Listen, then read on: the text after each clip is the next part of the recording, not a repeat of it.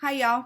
It is the end of the day, and this is Spirit Mail, and I am Cheryl, and this is Daily Mail episode 23. And today we're going to talk about my first boyfriend, Jesus. Jesus, I keep saying I'm going to write a book. Jesus was a liberal, and he was New Age. And I'm going to tell you why I say that and what I mean by that. I am not a Bible scholar. I am an average person who happens to like to read the Bible and happens to like to understand what I'm reading or contemplate what I'm reading. And Jesus, whenever I say he was New Age, I'll tell you a few different ways why I say that. One reason is because the very first thing he did was a magic trick, right? He turned the very first gift that he exhibited was a magic trick. He turned water into wine at a wedding reception. And everybody said that he was perfect, but when his mom asked him to turn that water to wine, he said, "It's not time for me to do that yet." Like he was kind of resistant. Then he had a second thought about it and he said, okay. And so he turned the water into wine. So he was magic. There's another time where he's talking to a Samaritan woman at a well, and she says that she shouldn't even be talking to him because she's not married or something. He says, no. He says, in fact, you've been married 5 times and the one you're with right now is not your husband. In other words, you're shacked up. So he was speaking into her life, about her life. He was psychic. So he was a magician and he was a psychic. And he was a medium because there was a time whenever he went to the top of the hill to have a conversation with Moses and Elijah. And he left the other disciples, I think there was 3 of them, that he left at the bottom, not at the bottom, but halfway up the hill. And whenever they looked up, they saw this transfiguration and this apparition of Moses and Elijah there, and they both were dead. Well, there's a little bit of controversy about that because you see, Moses had died and he was buried at Mount Moab, I think. So he was definitely dead. He had been dead for centuries, but here's Jesus talking to him, right? Well, I'm sure they weren't talking about the weather. So I feel like not only was he a medium who could talk to a dead person, but also, what? Also,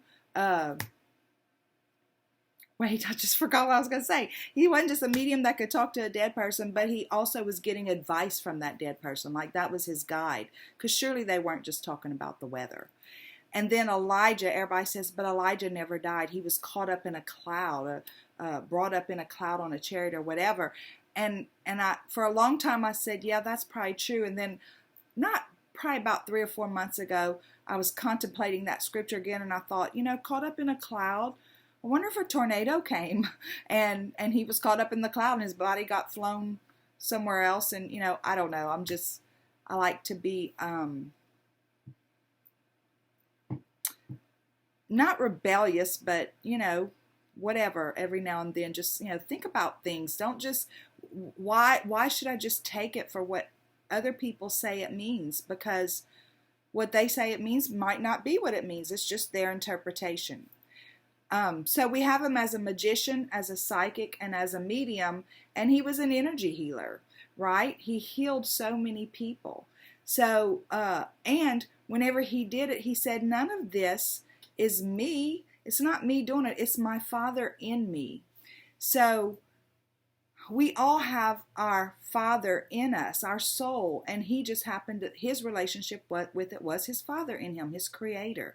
We all have that same thing. It's that in us. And he said, all these works that I do, you're going to do the same works and even more works than this will you do. And so we, from with a Christian background, when I was in church, I thought, that was one of the questions I had. Why do we as the church, we say we're Christians, that means Christ-like. Why are we not doing the things that Jesus did? Why are we not able to heal each other? Why does my mom have to die with cancer? Why do I have to bring her to a Benny Hinn healing thing 3 hours away and have to sit way up in the nosebleed section and she's not going to get healed? Why? My biggest question has always been why this and why that. And God seems to answer these questions for me along the way. So now I realize that these gifts that Jesus had weren't meant just for Jesus. They're for all of us. And he pretty much says so, and we might talk about that at another time. But now we're going to flip to, why do you say he was a liberal? Well, the reason I say he was a liberal is because whenever he did heal people, right? Whenever he did feed people, whenever he did all of these things, that's another way he was magic. He brought 5,000 people up to the top of a mountain, and whenever it was time to eat, the disciples wanted to send the people home so that they go home and eat their own food. And he said, no, no, no, no. He says, we'll feed them here. And he took a loaf and some fish, or a fish and some loaves of bread, and turned it into enough to feed 5,000 people. So it's like, these are all things that we should be able to do, right? Because he said it. So either I believe it or none of it's true, one or the other. But I believe we're supposed to be able to have those same abilities. But back to him being a liberal. Do you know there's not one, I never saw one thing in the Bible whenever I was reading about Jesus, or the many times I've read about him, where he asked somebody before he healed them, where do you go to church? I've never seen one time where before he healed somebody, he said, do you smoke? Do you drink too much wine? I never saw one time where he said, do you have sin in your life? No, he freely gave. He freely gave the gifts. He allowed the gifts to freely flow through him. So he never qualified anybody. Even when he taught people to pray, he said, whosoever prays and believes as if it's already been answered. Whosoever. He didn't say whosoever as long as they are Christian, or as long as they're Buddhist, or as long as they're Muslim, or as long as they're, or whatever all these man-made religions are, or as long as they're a Tibetan monk, or as long as they're whatever, a guru in the New Age movement. He never said any of that. What he said is whosoever, and then he said whatsoever you pray for, if you believe. So as if it's already happened. So it's like whosoever and whatsoever, period. Whosoever means what? Whosoever. Whatsoever means what? Whatsoever. So whenever I say Jesus was my first boyfriend, I really mean that. I was crazy about him. I was crazy about the way, he helped people, and he stood up to the leaders of the synagogues. He stood up to people and he said, well, of course I'm going to heal his hand. Yes, I understand it's the Sabbath day, but his hand's hurting. Let me heal it. Because if you were off with your, I don't know if this was the same part, but if you're off with your sheep and one of them falls into the mire on a Sabbath day, aren't you going to go down in the mire and get that sheep? Of course you are. So yeah, it's the Sabbath day and we're not supposed to work on the Sabbath day, but his hand's hurting. I'm going to fix it. He used common sense. He had compassion. He loved people. So, and there's, somebody asked him about the commandments, and he said that the only commandment is to love the Lord your God with all your heart and love your neighbor as yourself. All those other commandments from the Old Testament, I don't know what to do with them. You want to know what I really believe about them? There's a guy, I can't think of his name, dadgummit. It's on the tip of my tongue. Neil Donald Walsh. He has a book called Conversations with God. And in one of them, where God is speaking, I don't remember if it's the he God or the she God, but whenever God is speaking, they're saying, it's not we command you this. We're just saying that if you love people, if you do the things that, if you let love lead you, those are going to be the 10 consequences of that love. You won't want to steal from people because of the love, because you will love the Lord your God with all your heart and you will love your neighbor as yourself. Now I'm adding to what they said in that book. You'll honor your mother and father because of the love. You'll not murder because of the love. All those, whatever all those 10 commandments are, and I say whatever, I do know them, but maybe not off the top of my head. But you won't lie to people because of love. So I feel like it's more about, in that age, they used it as the law. But whenever Jesus came and he said, if you love the Lord your God with all your heart and love your neighbor as yourself, all the laws of the prophet will be fulfilled. And that's true when we walk in love and tolerance and compassion and acceptance. So the other part about the New Age thing is this. And I just heard this on somebody else's video. And I'm going to go back and find that video and link it here. If I can find the video, I'm going to link it here. But this guy he's really articulate and can speak really well and keep on track. But anyway, he says that, there was the age of Aries, the ram, where they had to sacrifice a ram, right? And then Jesus came and brought in the age of the fish, and he said, I'll make you fishers of men. So they went from the law of sacrifice to being fishers of men. And then another thing Jesus said was, it would do good for us to learn what this means. I desire mercy, not sacrifice. He doesn't want us to sacrifice people or animals or anything like that anymore to atone for our sin. He wants us to show mercy.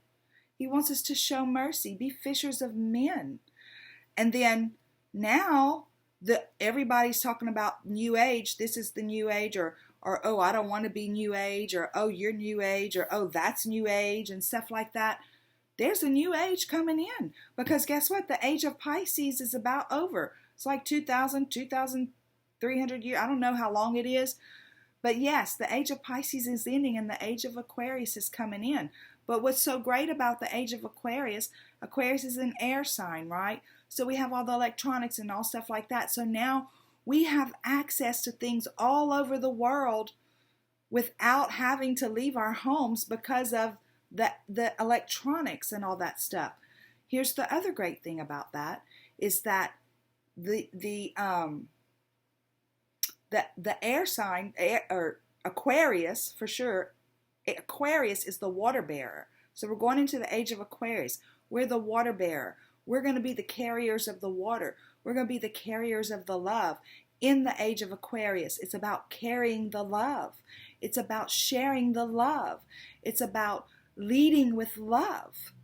And so, and even though that's exactly the example that Jesus gave, it's like there's a set period. There's a process to get people from the sacrifice of the rams through being fishers of men to carrying the love.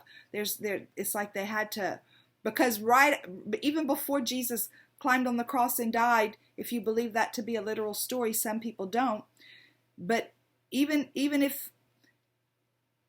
before that happened, he said to his disciples, I haven't even left yet, and y'all are already screwing up this story. And then after he left, Paul and Peter had an argument I pictured it as a cafeteria when I was reading the story. I think it's in Galatians, but they had an argument about whether people had to wash their hands before they ate. Because I think it was Paul saying, no, they have to wash their hands before they eat. And Peter said, it's not a requirement of the law. That's gone. There's no requirement anymore. So yeah, Jesus was my first boyfriend, and he's probably still my boyfriend because I want to be like him the way that I read about him, not the way that the church teaches about him. Because the way I read about him, whenever Peter was trying to protect him in the garden right before Judas came and betrayed him by kissing him on the cheek so that he could get taken by the soldiers, Peter was ready to take his sword out and defend Jesus, and Jesus says, no, get behind me, Satan, because I don't know why, that part's not what I'm trying to get at. Then he said, if you live by the sword, you die by the sword. So I have a hard time believing that Jesus, who is so nonviolent, is going to come back in a cloud of glory on a white horse with a sword to slay all the people that did not accept him. It's one of my main contentions with Christianity. I have a hard time believing that the God that loves us so much, that created everybody, and he's not some man sitting on a cloud, but that any God that has any kind of creation would take any kind of pleasure in having some kind of eternal torment for these people that didn't accept him or love him the way that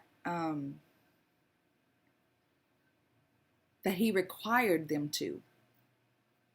I have a hard time with that. And as a matter of fact, if that's the truth, I don't want to serve that God. So, but the God that I know from my experiences, and the Jesus that I know from what I read about in that book, and from the way that I feel when I read about him, that's what I want. That's what I want to be. That's what I want to do. That's what I want the world to do with each other. So Jesus was a liberal and he was New Age. And now there's another New Age. Are we going to carry the love? Are we going to be the bearers of the water, bringing the love to the rest of the world? That's the question. Are we going to be New Age? Not the New Age movement or whatever, but are we going to walk into this New Age in the way that it's been set up for us to do so? I want to. I think you do too, or else you wouldn't be here. Okay, God, guides, angels, archangels, Holy Spirit, I thank you so much for this community. I thank you so much for what you do in this community, and I thank you so much for everything, really. Show us the PS. Just in case there's something that I forgot to say or something that I could have said better, show us the PS. We thank you for clear and concise messages. We thank you for love, light, and prosperity. And we thank you for clarification, confirmation, and validation. PS. Wow.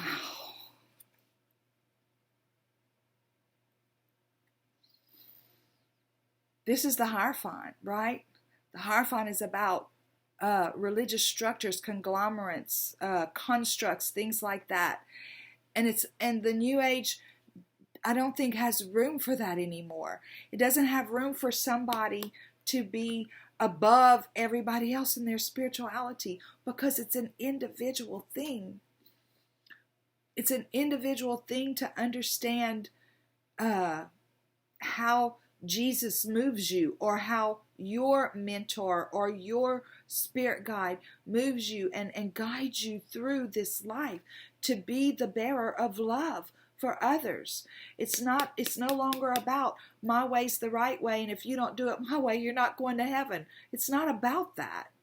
And that's what this New Age is about. That's what we're going into, to give people the freedom and the love to move through this life, to be able to love themselves and love others too.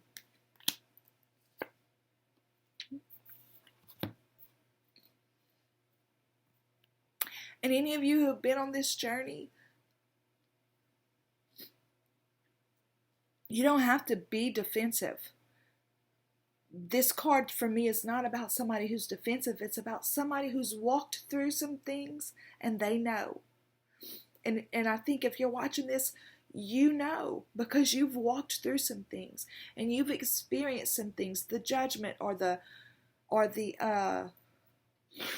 persecution, the crucifixion from people who are supposed to love you, right? So you're standing strong at this time, and you're being called to stand strong at this time with passion about what you know, with passion about what you know and what's your truth and how it has changed you and how it has moved you in this life. And together we bring in the New Age, and it's a process, right? This is the slowest moving knight in the deck. It's a process, but we have to be committed. We have to be methodical. And whenever I say committed, I don't mean committed to any structure. I mean committed to the truth, to our truth, to the truth of that we love the Lord our God with all our heart, the Lord our God who lives inside of us. And with all of our heart, and we love our neighbor as ourselves, we have to be committed to that, and to slowly walk forward in that truth, bringing it into this new age, into this reality, because that's what this pentacle is. It is the true, it is in this reality. It's something that has come here, and it's not overnight, but it's one person at a time. It's me shining my light. It's you shining your light. It's your neighbor shining their light. Your brother shining his light. Whoever. It's each one of us individually finding that light within ourselves and shining it out into the world, so that we can bring in this age where we actually literally are living in a place where we bear the love. We bring the love, the water. We're the water bearer. We bring the love. We bring the unconditional love. We bring the emotional intelligence. We bring that into this physical reality, outside of the constructs that are currently in place. Okay, that is Daily Mail, episode 23. Thank you so much for being here, and I look forward to seeing you again next time. And until then, have a super duper day. Bye.